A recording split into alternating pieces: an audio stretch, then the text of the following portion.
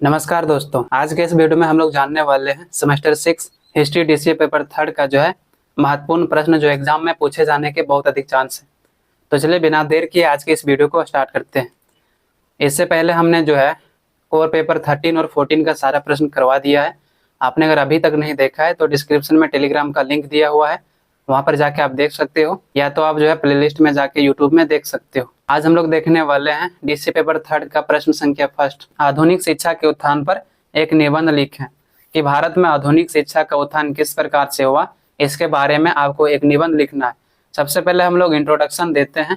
भारत में आधुनिक शिक्षा का नींव जो है 1835 ईस्वी में लॉर्ड मैकाले ने रखा था। भारत में आधुनिक शिक्षा का नींव किसने रखा था? लॉर्ड मैकाले ने रखा था।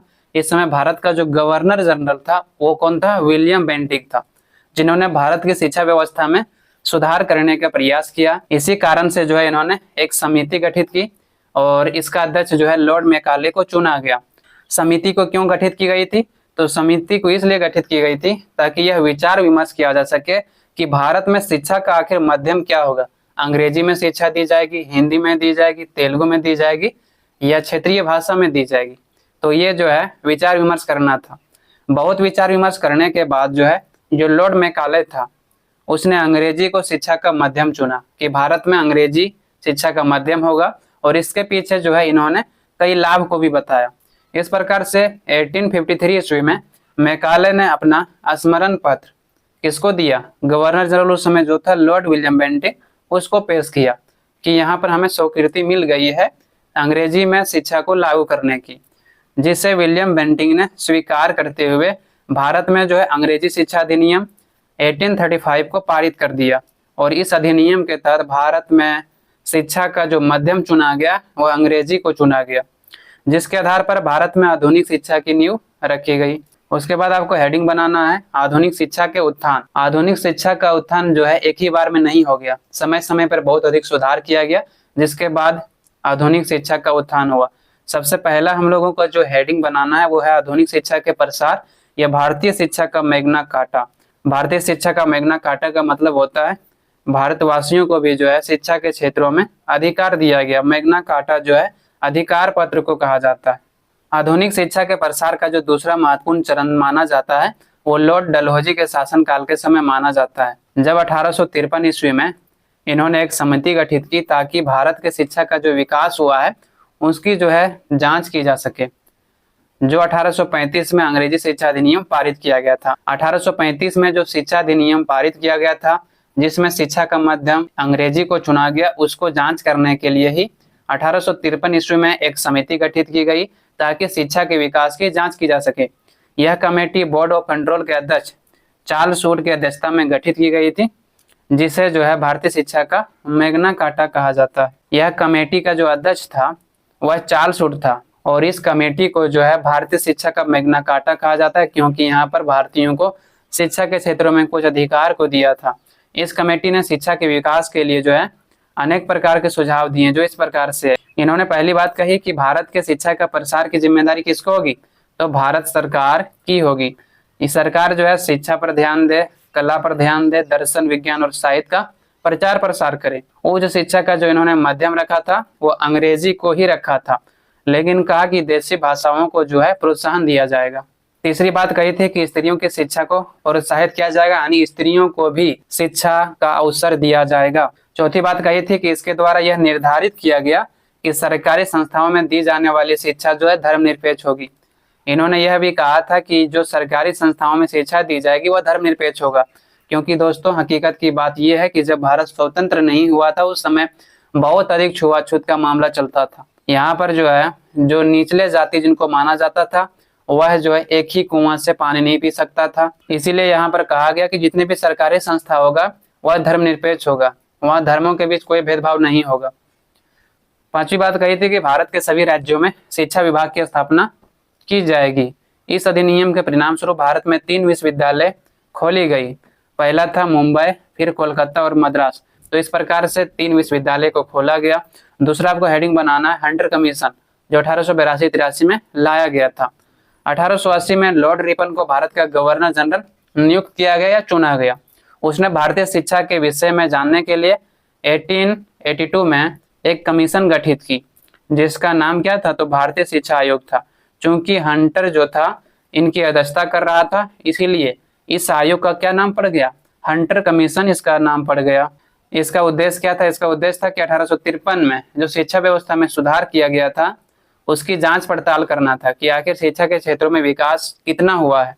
हंटर कमीशन के जांच के बाद भारतीय शिक्षा के स्तर में सुधार लाने के लिए अनेक महत्वपूर्ण सुझाव दिए, जो इस प्रकार से है।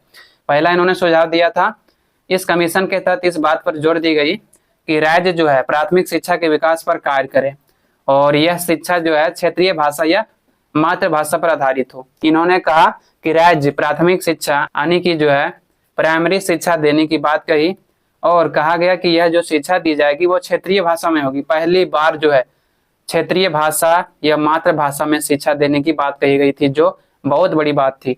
शिक्षकों की नियुक्ति जो है जिलाधिकारी द्वारा होनी चाहिए तथा सरकार द्वारा अधिकृत होना चाहिए। शिक्षकों की नियुक्ति कैसे होगी, तो जिला अधिकारी द्वारा होगी, लेकिन इस पर जो है सरकार का नियंत्रण बना रहेगा, उनके स्वीकृति से ही जो है इनका नियुक्ति किया जाएगा। स्कूलों में जो है पुस्तकालय एवं फर्नीचरों की व्यवस्था की जाएगी।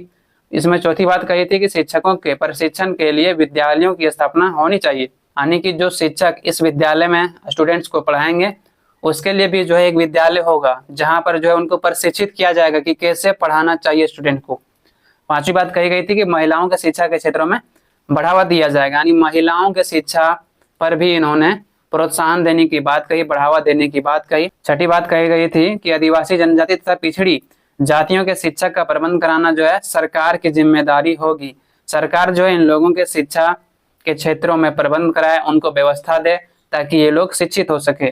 क्योंकि हकीकत की बात ये थी दोस्तों कि जब भारत में छुआछूत जैसे परंपरा था तो ऐसी स्थिति में जो छोटे जाति के लोग होते थे वह जो अपने शिक्षा को नहीं पूरा कर पाते थे, वह नहीं पढ़ पाते थे। यही कारण है कि राज्य सरकार को जिम्मेदारी दी गई कि इन लोगों को प्राथमिक शिक्षा कम से कम दी जाए। सातवीं बात कही गई थी कि विद्यार्थियों से विद्यालय की फीस उनकी आर्थिक क्षमता के आधार पर ही ली जानी चाहिए, यानी कि जो विद्यार्थियों से फी ली जाएगी उनसे आर्थिक क्षमता के आधार पर ही ली जानी चाहिए। ऐसा नहीं कि उनकी आर्थिक क्षमता बिल्कुल जीरो है और आप उससे बहुत अधिक चार्ज कर रहे हो फी। उसके बाद तीसरा पॉइंट बनाना है सैंडलर विश्वविद्यालय आयोग, यानी सैंडलर विश्वविद्यालय आयोग क्या था। सैंडलर आयोग का गठन कब किया गया था, तो 1970 में किया गया था, जिसका उद्देश्य क्या था, तो कोलकाता विश्वविद्यालय की समस्याओं का अध्ययन करना था और उस पर जो है अपना रिपोर्ट तैयार करना था। सैंडलर आयोग ने अपना रिपोर्ट जो है 1990 में प्रस्तुत किया। इस आयोग के सुझाव देश के सभी विश्वविद्यालय पर लागू हुआ, जो इस प्रकार से इन्होंने क्या सुझाव दिया था। पहली बात इन्होंने कही थी कि जो इंटरमीडिएट कक्षा है उनको विश्वविद्यालयों से अलग कर दी जाए, क्योंकि पहले जितने भी शिक्षाएं दिया जाता था तो जैसे कि 1 से लेकर 12 तक यहाँ पर शिक्षा दी जाती थी और सभी एक साथ था, लेकिन यहाँ पर कहा गया था कि जो इंटरमीडिएट छात्र है उनके लिए अलग विश्वविद्यालय की मतलब स्थापना की जाए। दूसरी बात इसमें कही थी कि इंटरमीडिएट परीक्षाओं के लिए एक बोर्ड गठित की जाए ताकि इन लोगों के परीक्षाओं से संबंधित जांच की जा सके। तीसरी बात कही थी कि स्नातक की शिक्षा जो है 3 वर्षों के लिए होगी, यानी बीए जो किया जाएगा वो 3 वर्षों तक करेगा। उन विद्यार्थियों के लिए जो है कॉलेज की व्यवस्था की जाए जो विश्वविद्यालय नहीं जाना चाहते हैं। पांचवी बात कही गई थी कि प्रत्येक विश्वविद्यालयों में कुलपति की नियुक्ति होनी चाहिए। कुलपति का मतलब होता है वाइस चांसलर का जो है नियुक्ति होनी चाहिए, जो विश्वविद्यालय का प्रमुख व्यक्ति होगा और जिसके जिम्मेदारी में पूरे विश्वविद्यालय को चलाया जाएगा। उसके बाद जो आपको लास्ट पॉइंट बनाना है वो है सर्जेंट योजना। सर्जेंट योजना क्या था, तो 1944 ईस्वी में भारत सरकार के शिक्षा सलाहकार सर जॉन सर्जेंट ने शिक्षा की एक महत्वपूर्ण एवं विस्तृत योजना प्रस्तुत किया, जिसे सर्जेंट योजना के नाम से जाना जाता है। इसमें निम्नलिखित प्रावधान को दिया हुआ था, जैसे कि देश में उच्च एवं माध्यमिक विद्यालयों की स्थापना की जाए।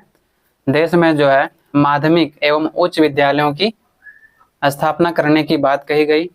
इसमें कहा गया 6 से 11 वर्ष के बच्चों या बच्चियों के लिए निःशुल्क एवं अनिवार्य शिक्षा की व्यवस्था की जाए, यानी कि इसमें 6 वर्ष से 11 वर्ष के बच्चों और बच्चियों के लिए निःशुल्क और अनिवार्य शिक्षा देने की बात कही।